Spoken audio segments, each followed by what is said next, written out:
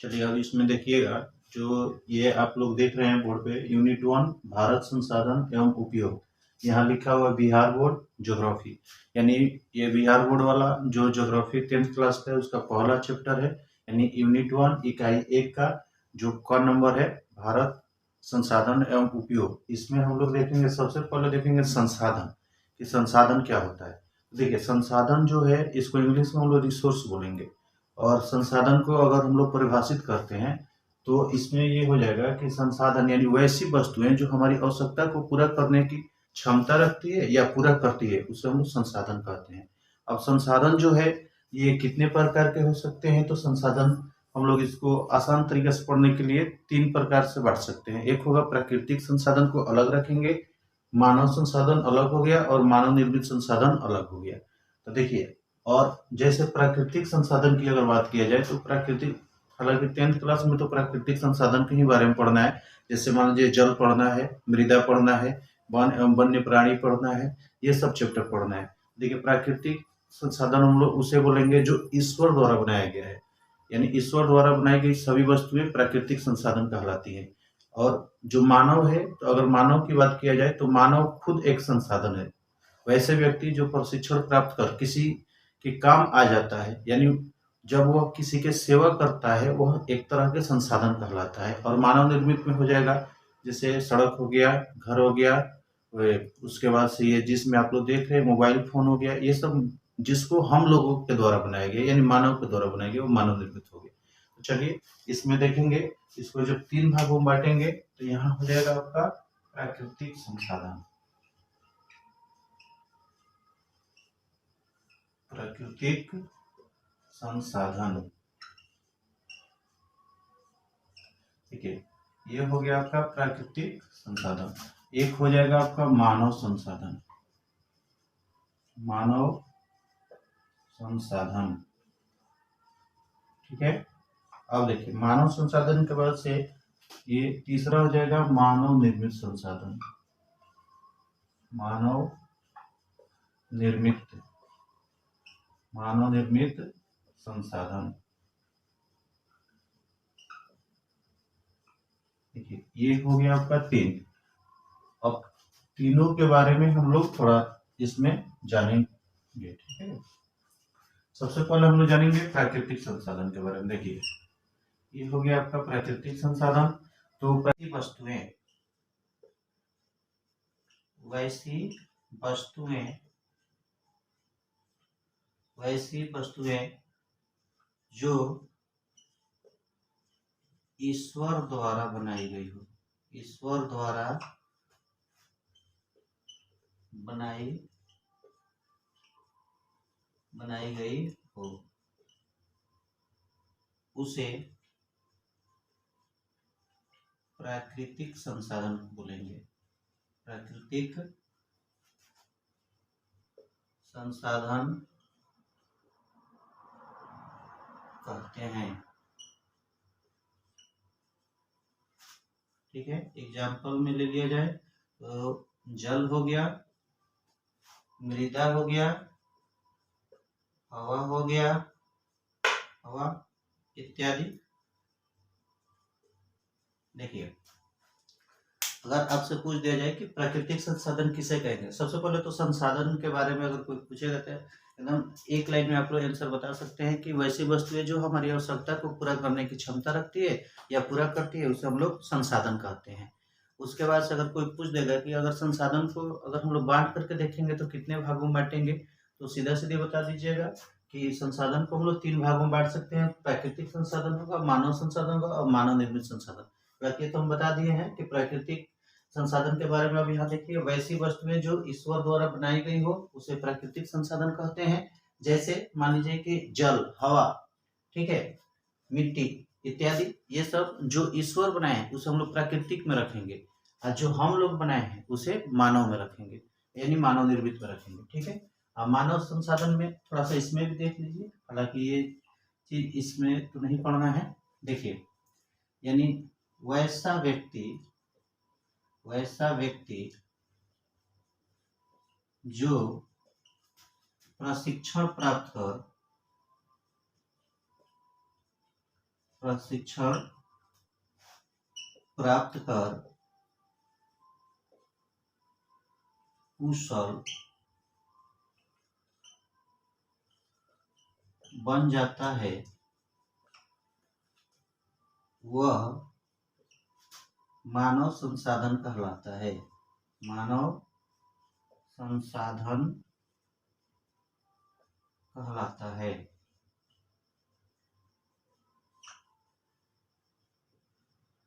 देखिए एग्जाम्पल इसका भी देख लीजिए, जैसे हो गया आपका डॉक्टर, डॉक्टर हो गया, शिक्षक हो गया, शिक्षक, जज ले लीजिए, वकील हो जाएगा, ठीक है, इत्यादि। यानी वैसा व्यक्ति जो डिग्री प्राप्त कर किसी की सेवा में लग जाता है वो संसाधन के रूप में आ जाता है। जैसे मान लीजिए डॉक्टर है, डॉक्टर अच्छी डिग्री प्राप्त कर लिया, उसके बाद से लोगों की सेवा कर रहा है तो संसाधन है। उसी तरह शिक्षक है, शिक्षक भी जैसे मान लीजिए हम हैं, अगर हम आप लोग को पढ़ा रहे हैं तो कहीं ना कहीं आप लोग को हम सुविधा दे रहे हैं, तो सुविधा दे रहे हैं तो हम भी एक संसाधन हुए, ठीक है। अब हम लोग आएंगे मानव निर्मित में। तो देखिए मानव निर्मित में क्या होता है कि हम लोगों द्वारा बनाई गई, हम लोगों द्वारा बनाई गई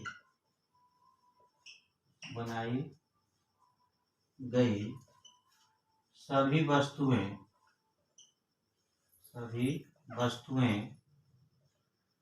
मानव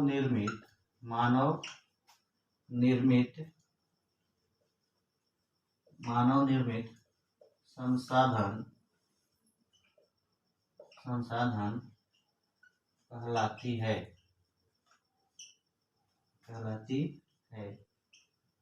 ठीक है, इसका भी एग्जाम्पल देख लीजिए। जैसे मान लीजिए आप बुक हो गया, किताब भी आप लोग पढ़ते हैं तो संसाधन है। किताब हो गया, मोबाइल हो गया, ठीक है। उसके बाद से आपका हो जाएगा कार ले लीजिए, कार हो गया, घर हो गया, ठीक है, सड़क हो गया, ये सब हम लोग बने हैं, इत्यादि। देखिए मानव निर्मित में अब हम लोग क्या देखें कि हम लोगों द्वारा बनाई गई सभी वस्तुएं मानव निर्मित संसाधन कहलाती है। जैसे किताब, मोबाइल, कार, ठीक है, घर, सड़कें, ये सारी चीज जो हम लोगों के द्वारा बनाई गई है वो मानव निर्मित में हो जाएगा। क्योंकि देखिए इसमें क्या होगा कि जैसे मान लीजिए आप लोग मोबाइल में देख रहे थे, आपको सुविधा दे रहा है, और जो चीज सुविधा देगा वह संसाधन कहलाएगा, ठीक है। तो इसको एक बार आप लोग स्क्रीनशॉट ले लीजिए, और इसके बाद फिर अब हम लोग देखेंगे केवल प्राकृतिक संसाधन के बारे में, कि प्राकृतिक संसाधन को कितने भागों में बांट करके अब हम पढ़ेंगे, ठीक है। क्योंकि 10th क्लास में अब प्राकृतिक संसाधन जब पढ़ेंगे तो इसके अगले चैप्टर में जब हम लोग पढ़ेंगे जल पढ़ेंगे, मृदा पढ़ेंगे, वन्य प्राणी पढ़ेंगे, ये सभी प्रकृति के अंतर्गत हम लोग पढ़ेंगे, ठीक है। और ये सब चीज है, ये तो 8वीं क्लास में आप लोग पढ़ लिए होंगे। तो चलिए इसका एक बार स्क्रीनशॉट लीजिए, उसके बाद से हम लोग अब आते हैं प्राकृतिक संसाधन के बारे में। 4 भागों में किस तरह से अलग अलग ये संसाधन पाए जाएंगे। तो जैसे यहाँ पर आप लोग देख रहे होंगे ये उत्पत्ति के आधार पर, तो देखिए उत्पत्ति के आधार पर भी संसाधन 2 प्रकार के होंगे, ठीक है। उत्पत्ति के आधार पर संसाधन 2 प्रकार के, शायद यहाँ देखिए यहाँ लिख देते हैं इसके नीचे। उत्पत्ति के आधार पर जो है संसाधन 2 प्रकार के हो जाएंगे। एक होगा आपका जैव संसाधन,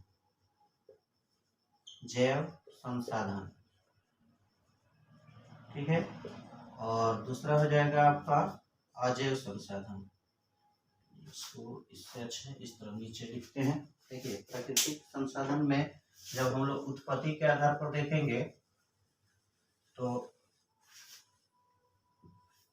चलिए यहाँ पर हम लोग देखेंगे प्राकृतिक संसाधन के बारे में। जो प्राकृतिक संसाधन है इसको हम लोग 4 भागों में बांट करके देखेंगे, उत्पत्ति के आधार पर, उपयोगिता के आधार पर, स्वामित्व के आधार पर और विकास के आधार पर। यानी उत्पत्ति के आधार पर कहने का मतलब हुआ कि ये कैसे उत्पन्न होते हैं, किस तरह के उत्पन्न होते हैं, ठीक है। उसके बाद से इसका उपयोग हम लोग किस तरह से करते हैं, फिर इसको मालिक के आधार पर कहाँ कहाँ रखा जाता है, इसका मालिक कौन कौन हो सकता है, ठीक है। उसके बाद से विकास के आधार पर देखेंगे कि इसका कैसे विकास हो रहा है, ये कैसे संसाधन में हम लोग कैसे संसाधन को डेवलप कर रहे हैं। ठीक है, तो सबसे पहले हम लोग देखेंगे उत्पत्ति के आधार पर संसाधन, तो ये आपका हो जाएगा दो प्रकार के। ठीक है, उत्पत्ति के आधार पर संसाधन दो प्रकार। ठीक है, ये एक हो जाएगा आपका जैव संसाधन, जैव संसाधन देखिए, और दूसरा आपका हो जाएगा अजैव संसाधन, अजैव संसाधन।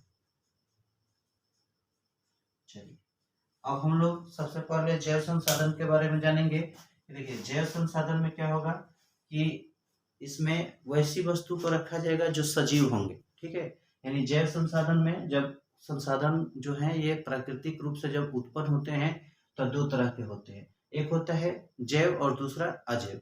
तो जैव में वे संसाधन हो जाएंगे जो कि आपको जो सजीव होंगे। ठीक है, सजीव वस्तुएं इसमें रखेंगे और अजैव में निर्जीव वस्तु को रखेंगे। तो जैसे मान लीजिए कोयला हो गया, चट्टान हो गया, ठीक है, मिट्टी हो गया, ये सब चीज जिसमें जीव नहीं है वह किस में जाएगा, अजैव में। जैसे मान लीजिए कि पेड़ पौधे हो गए, ठीक है, उसके बाद से जो वन्य जीव हैं ये हो गया, ये सब किस में आ जाएंगे, जैव में आ जाएंगे। यानी आप लोग ऐसे भी जानते होंगे कि सजीव और निर्जीव। सजीव मतलब जिसमें जीव होगा वह जैव में रहेगा और जिसमें जीव नहीं होगा वह अजैव में रहेगा।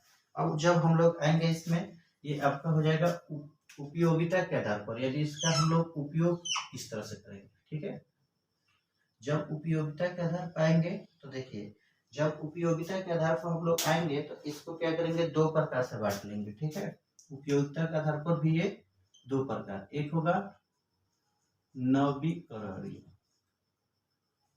नवीकरणीय, ठीक है, नवीकरणीय, और दूसरा हो जाएगा अनवीकरणीय,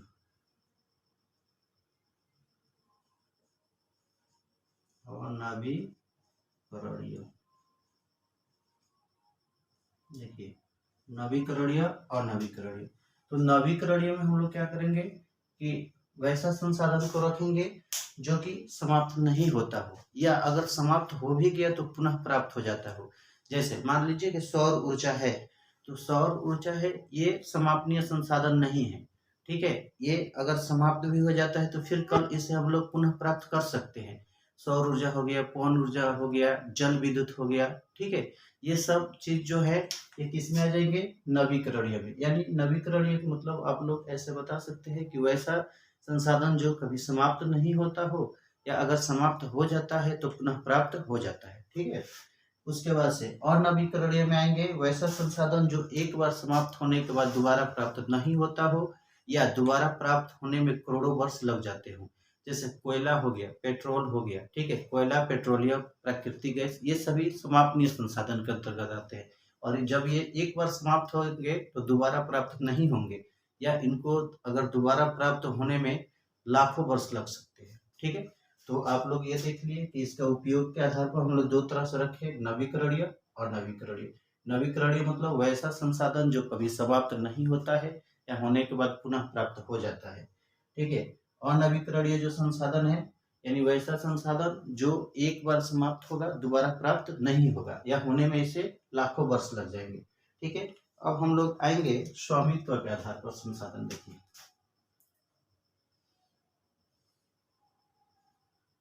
मार्कर भी सही से नहीं चला। देखिए, स्वामित्व के आधार पर संसाधन चार प्रकार के हो जाएगा। एक होगा व्यक्तिगत, शायद आप लोग को दिखाई भी नहीं दे रहा है, ब्लैक से लिखना पड़ेगा। चलिए देखिए, ब्लैक से लिख दे रहे हैं ताकि दिखाई देगा। व्यक्तिगत संसाधन, व्यक्तिगत, देखिए व्यक्तिगत संसाधन, व्यक्तिगत संसाधन। दूसरा आपका हो जाएगा सामुदायिक, इसको सामूहिक भी बोलेंगे, सामुदायिक संसाधन। तीसरा हो जाएगा आपका राष्ट्रीय संसाधन।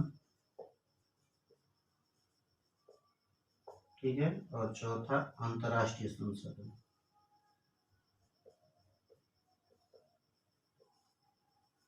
अंतर्राष्ट्रीय संसाधन। देखिए अब स्वामित्व के आधार पर यानी कि मालिक के आधार पर, देखिए स्वामी मतलब होता है मालिक, मालिक के आधार पर संसाधन चार प्रकार के हो गए। व्यक्तिगत हो गया, सामुदायिक, इसको सामूहिक भी बोल सकते हैं, राष्ट्रीय, अंतर्राष्ट्रीय। अब हम लोग देखेंगे कि व्यक्तिगत संसाधन में क्या क्या आ सकता है। जैसे देखिए मान लीजिए आप लोग जिसमें देख रहे हैं मोबाइल फोन, ये व्यक्तिगत संसाधन के अंतर्गत आएगा। मोबाइल फोन हो गया, अपना जो घर है, घर हो गया, खेत हो गया, यानी वैसा संसाधन जिस पर किसी निजी व्यक्ति का अधिकार होता है, यानी किसी एक व्यक्ति का अधिकार होता है, उसे हम लोग व्यक्तिगत संसाधन कहते हैं। ठीक है। सामुदायिक या सामूहिक संसाधन में हो जाएगा कि वैसा संसाधन जिस पर समुदाय के सभी लोगों का अधिकार होता है, उसे हम लोग सामुदायिक संसाधन कहते हैं। जैसे मान लीजिए कि आपका ये शमशान घाट हो गया, उसके बाद से शमशान घाट हो गया, कब्रिस्तान हो गया, मंदिर हो गया, मस्जिद हो गया, यानी जिसमें सभी लोगों का अधिकार हो, उसे हम लोग क्या बोलेंगे, सामुदायिक संसाधन कहेंगे। ठीक है। उसके बाद से राष्ट्रीय संसाधन जो है, तो राष्ट्रीय संसाधन इसको हम लोग इस तरह से बता सकते हैं कि जिसमें व्यक्तिगत और सामुदायिक दोनों आएंगे इसमें, राष्ट्रीय में, यानी देश के अंदर पाए जाने वाले सभी प्रकार के संसाधन को हम लोग क्या बोलेंगे, राष्ट्रीय संसाधन बोलेंगे।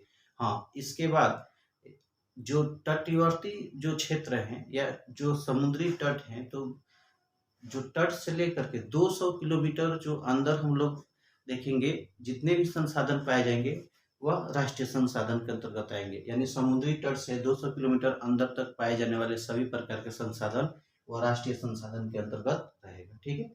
अब हम लोग आएंगे कि अंतर्राष्ट्रीय संसाधन। तो देखिए सेम जो राष्ट्रीय संसाधन है, तो इस छोर से 200 किलोमीटर अंदर, और उधर का अगर कोई देश है उसके बाद उधर से भी 200 किलोमीटर, और बीच वाला जो क्षेत्र बचेगा, या ऐसे भी जान सकते हैं कि जो राष्ट्रीय संसाधन है, तो समुद्र तटीय जो क्षेत्र है, यानी समुद्री तट से 200 किलोमीटर के बाद पाए जाने वाले जो संसाधन होंगे वो अंतर्राष्ट्रीय संसाधन कहलाएंगे। ठीक है। अब चलिए हम लोग देखेंगे यहाँ पर कि जो ये विकास के आधार पर दिया गया, तो विकास के आधार पर भी संसाधन चार प्रकार के होते हैं। ठीक है। एक होता है संभावित संसाधन, देखिए यानी विकास के आधार पर संसाधन चार प्रकार के, संभाव्य संसाधन,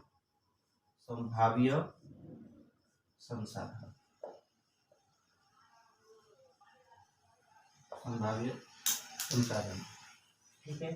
संभाव्य संसाधन, विकसित संसाधन, दूसरा हो जाएगा आपका विकसित संसाधन।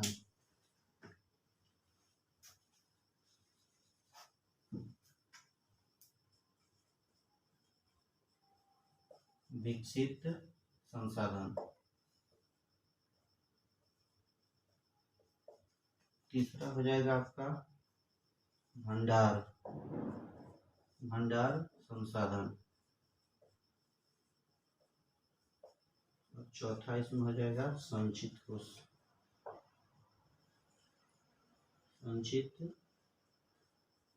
संसाधन। चलिए देखिए अब हम लोग इसमें देखेंगे कि ये जो विकास के आधार पर अब हम लोग संसाधन को देखेंगे कि संभाव्य संसाधन, विकसित, भंडार और संचित कोष। तो संभाव्य संसाधन को अगर इसको हम लोग देखेंगे तो देखिए वैसा संसाधन जो केवल संभव किया गया कि हाँ यहाँ पर पेट्रोल निकल सकता है, कोयला निकल सकता है या अन्य खनिज पदार्थ निकल सकते हैं, लेकिन अभी उसका तकनीक के अभाव में इस्तेमाल नहीं किया गया है, यानी केवल संभव किया गया कि यहाँ पर है, उसे हम लोग क्या बोलेंगे, संभाव्य संसाधन। ठीक है। विकसित संसाधन की अगर बात किया जाए तो वैसा संसाधन जो कि तकनीक के सहारे उसे हम लोग निकाल करके उसका यूज कर रहे हैं। ठीक है, वह विकसित संसाधन हो गया। ठीक है। भंडार संसाधन मतलब यहाँ से निकाल करके और उसको स्टोर करके रख लिए हैं, उसे हम लोग भंडार संसाधन कहेंगे।